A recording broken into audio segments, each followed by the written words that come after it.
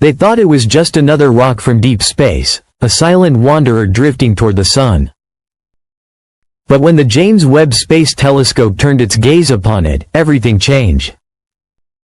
What it found wasn't natural. The object known as 3I, Atlas, glowed with a deep red coma, perfectly symmetrical and eerily precise. No tail, no water vapor, no chaotic jets, only a steady release of carbon dioxide, venting as if controlled by a switch. It didn't behave like a comet. It behaved like a machine. At first, astronomers tried to explain it away: unusual chemistry, unknown physics, coincidence. But the data refused to fit. The coma expanded evenly in all directions, glowing crimson like a living pulse. Spectral scans revealed it was composed almost entirely of carbon dioxide, a near impossibility at that distance from the sun. And deeper analysis brought something even stranger. The nucleus wasn't small and icy, it was enormous, nearly 50 kilometers wide, yet invisible until now, as if shielded. Its light signature was too perfect, too uniform, not scattered like rock or ice, but reflected like polished metal. The object's silence was haunting. Every comet sings in vapor and chaos, but Atlas released no water, no outbursts, no noise. Just a steady, rhythmic breath. And that rhythm, that precision, was the first hint of intent. When scientists mapped the pattern, they found intervals that aligned with exact mathematical ratios, repeating like code.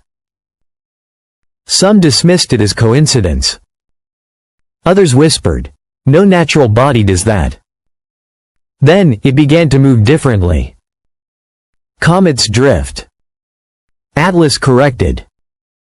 Its path made tiny angular adjustments, impossible for a natural object. It was as though it was navigating, skimming near radiation belts and gravitational wells, gathering data, never too close, never out of control. When its orbit was traced backward, some realized it might not be new at all. Ancient sky records describe a red star that appears once every age, the Watcher in the sky. What if this wasn't its first visit?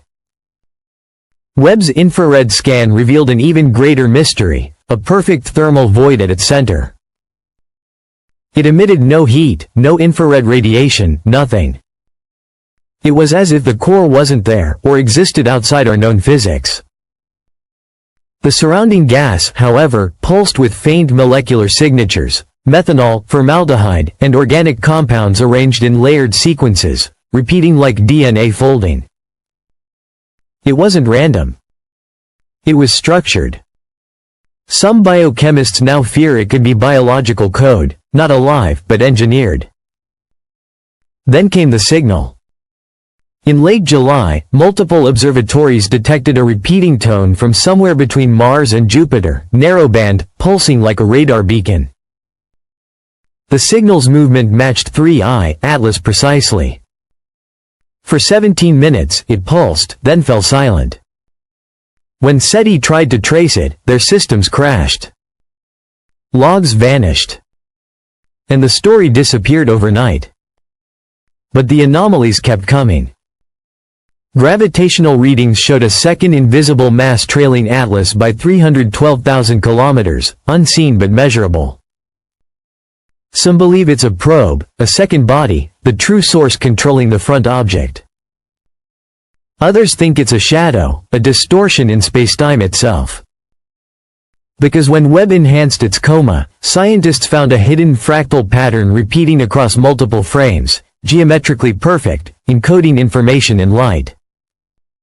And then something happened that no one can explain. Global atomic clocks began desynchronizing by microseconds: Geneva, Tokyo, Boulder, all showing identical fluctuations. The rhythm matched Atlas's emissions. The object was bending spacetime, subtly, precisely. Time itself was shifting around it. Its temperature plummeted to near absolute zero, yet it stayed active, venting carbon dioxide in steady intervals. It shouldn't be possible. Some now think it's preserving something within, a cryogenic chamber holding material, data, or something alive. Because if Atlas is a vessel, it's not traveling blindly.